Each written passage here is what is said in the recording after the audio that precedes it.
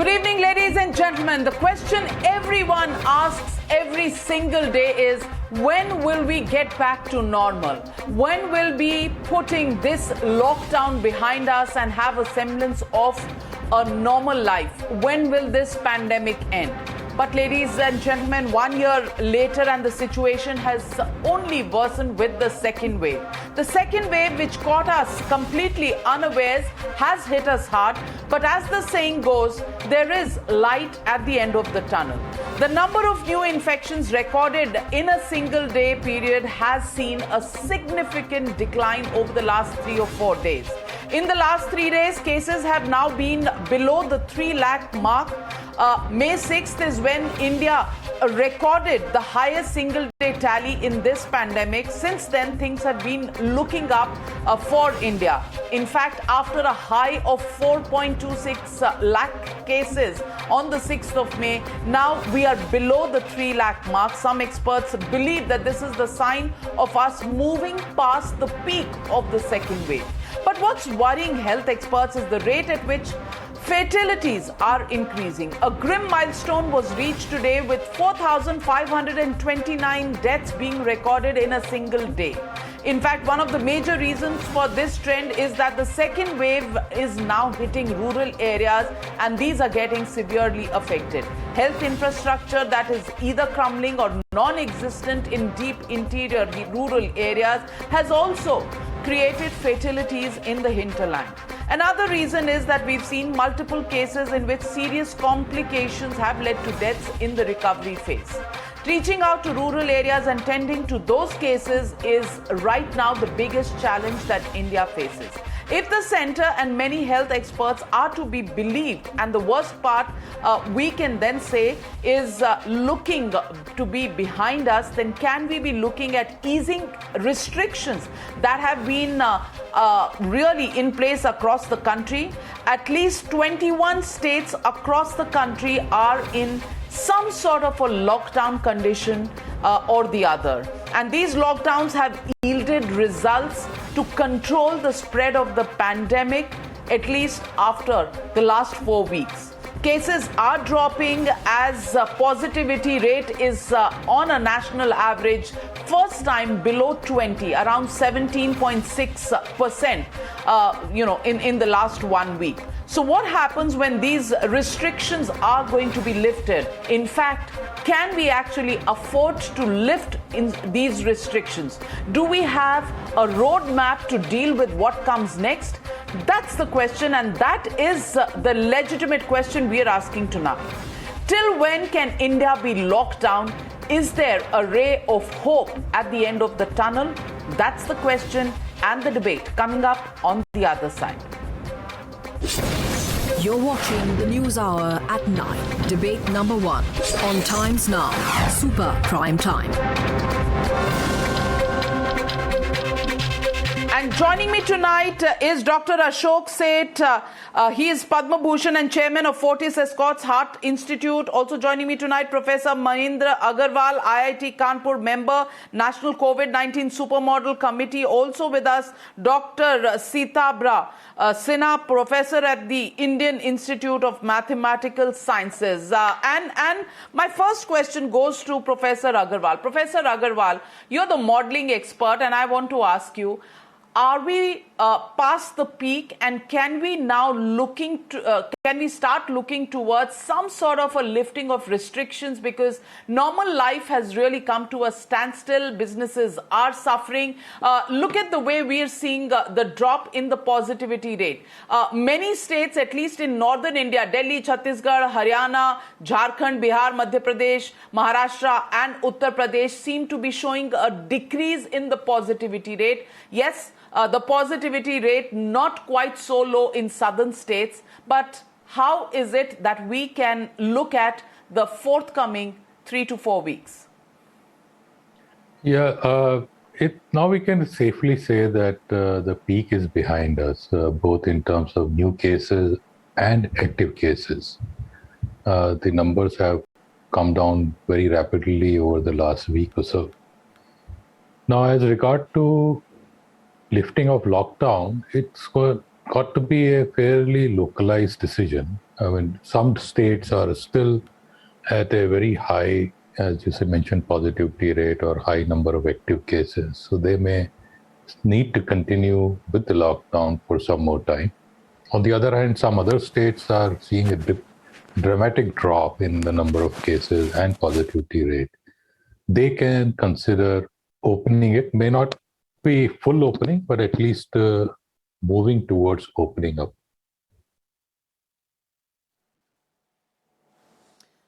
Okay, moving to Dr. Ashok said, are pressures really getting and coming under control in large hospitals like yours? Can we, at least in some cities, because people are saying that it is the rural areas which are bearing the brunt as of now, at least in cities, can we look at easing these restrictions, or do you think easing restrictions will mean once again an upward curve as far as COVID infections are concerned? So, Navika, let me just get back to that statement and be cautious about is the peak over? Well, certainly in larger cities, in northern cities, where there's been an imposition of restrictions of movement and gatherings, etc., and I won't call it lockdown, the numbers are dropping. There's no question about it. Today we sat and reviewed our own hospital network, which is the Fortis Healthcare Network data across the country. And we looked at the number of new admissions, we looked at the number of patients, and we clearly, as far as the cities are concerned, apart from our southern hospitals, the number of cases, active cases in hospital had dropped down by 25%, and the new admissions had also dropped down by 25%. So that was very clear. We now have beds available when exactly 2 weeks ago, we had 30, 40 patients on waiting to get admitted. So that's also another aspect. And we, as doctors, are the first one to know that it's coming down, because we get innumerable phone calls daily about patients getting affected, wanting admissions, and that's actually decreased, thankfully, because we went through a very distressing and dejecting times in our lives when we couldn't admit patients. So that's clear. But actually rejoicing on those numbers may not necessarily be the right thing to do, because we know that this is a wave which is moving. It's not the whole country got taken up by in one go. It was a moving wave which affected cities and states after states. And maybe what's happened is that the most important states, which are contributing 80% to the numbers, are the ones which are decreasing, but the numbers are going to rise in perhaps areas where we haven't got the right figures from, perhaps the hinterland. So I'm saying that it is not, certainly in certain areas, there's a time to relax, but I'm not saying relax the norms completely. You move a level down and perhaps do that in a week. For Delhi, I would say, give another week. So give it to 6 weeks. Get it really down, because the moment we start opening up, expect it to rise. And however slow we may unlock, however slow we may relax, there's still going to be an increase. To think that it's not going to increase is wrong. However, if our infrastructure is good enough, if we still got the beds, if we still are prepared for that increase, we will be able to quell that increase to a level which is manageable, which is controllable, and which doesn't lead to deaths. And I think that's the most important aspect in my mind. So let's be gradual. Yes, we are winning in the states which have locked down or imposed restrictions, but let's not be too overcome by these numbers, because we're going to see a wave coming in the hinterland, in those areas where we're not testing, in those areas where perhaps if we haven't understood the scope of the problem, then the responses are not going to be as active as the responses in the cities, should we say.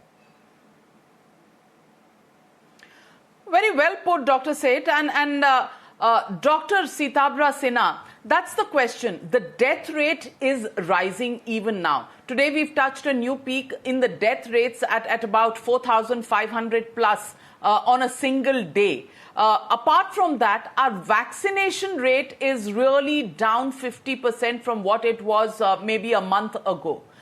With these twin problems, do you think even thinking about easing restrictions at this point may be a little early, given that death rates are high and vaccination process seems to have hit some sort of a wall till we begin to see more supplies of vaccines coming in, possibly 3 to 4 weeks from now? Well, I mean, I would agree with the previous speaker that it's too early to be really, declaring victory over the second wave. Death rate is, of course, expected to track the number of cases with a delay of about 2 weeks. So possibly, in the next couple of weeks, we might see the number of deaths also gradually plateauing. But even then, I would be extremely cautious because the improvement that we are seeing at the moment could be transitory. And we have very good indicators of this from a couple of states like Chhattisgarh and Madhya Pradesh. Both of these states showed transient decline in R values before again picking up to whatever it was before. So in the case of Chhattisgarh, for example, we had in the second wave, when the second wave was starting around February 28th, it had gone up to as much as 1.56, in between March and April. So, the number that I'm talking about is essentially the average number of people that a single infected person infects. So if this number is greater than 1, that means you have an epidemic in hand. And the higher the number is, the faster the disease is spreading. So 1.5 is actually a pretty high number. And on April 18th, it came down to 0.93. So if this number falls below 1, what it means is that the number of active cases is actually going down. So, we thought that essentially, Chhattisgarh has reached a plateau, and from then onwards, it will just keep going down. But we were proved wrong because April 29th, this number again goes above 1, and the active cases started growing, and it reached as high as 1.12, the first week of May. Before, again, currently it's again below 1, but it's still hovering very close to 1. It's only around 0.92 or so.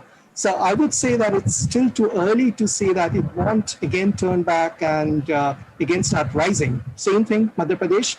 And if you actually look at district-wise data, the story becomes even murkier. So for example, Orissa, which has been 1.23 in the first week of May, last week went down to 1.11. So overall, an improvement, right? The infection is spreading at a slower rate.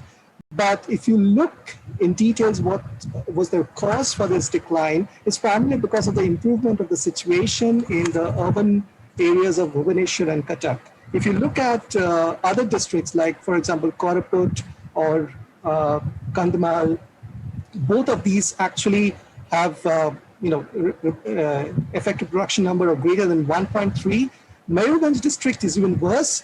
It was 1.5 between April 9 to... Not just Odisha, but Tamil Nadu, Andhra Pradesh, West Bengal are also, still showing signs of an increasing or a rising curve. But Professor Agarwal, I want to ask you one question, and the question is, the second wave caught us virtually unawares.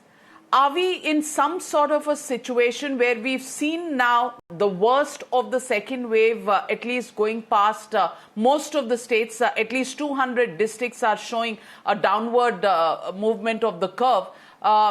The third wave that everybody keeps talking about, do we have any indication, or will it be only determined by the behavior of lifting of restrictions that we will know about the onset of the third wave? Well, third wave, in our estimate, is not going to come soon. The reason being that the second wave, the way it hit the entire country, it will make a lot of people develop immunity. And that immunity will last for a few months. So until that wears off, third wave, even if it comes, is not going to have a very major impact. But the danger is, after a few months, when this immunity starts wearing off, and the third wave may strike, and it can be as bad as second wave, unless we are well vaccinated. So that's the key. Well, Dr. Seth, one positive side of the large numbers of infections is the fact that many people will have antibodies. But keeping in mind the dropping of the vaccination rate, one, the availability of vaccines itself is an issue right now, and the hesitancy continues to be there, maybe because of lockdown, maybe because in the hinterland there isn't enough access to internet and several other reasons. Do you think, the vaccination strategy is where we have to get our facts and our strategies right? Otherwise, we will stay in this situation of some sort of restrictions applying, and therefore have pressures continuing to stay on health infrastructure as well as price to be paid on the economic side. Navika, before you ask a very important question, and I have answers to that, but before that, I'd like to just address two important aspects which were discussed just now. And one is this death rate, which is increasing. And it's true, today even, throughout the Fortis Healthcare Network hospitals, we looked at our death rates, which hadn't dropped despite the decrease in number of cases in every hospital. And perhaps it was rising, and that's very clearly a lag factor. We actually had the worst of COVID. Those were the sickest patients who actually get worse around the 12th to the 14th day. We have enough abilities to keep them, treat them, going on, till they perhaps around the 18th to 20th day, they actually pass away. We are actually seeing that, and therefore that is one of the aspects, and you're right, perhaps it's not been counted enough in the hinterland where it's happening. The second point which concerns me, and I just want to address that also, is that these numbers of cases dropping down as a whole across the country may give us a false sense of security. And we must remember, this is the testing being done in the urban slums of this whole country where 30% of the population lives.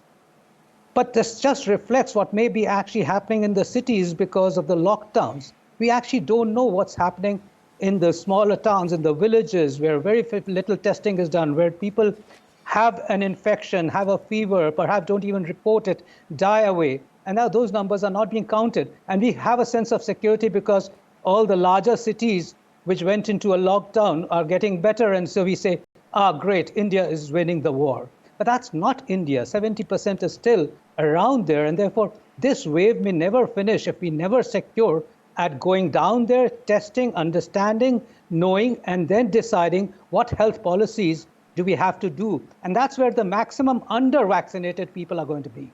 So now coming to the vaccination point of what you raised, you're absolutely right.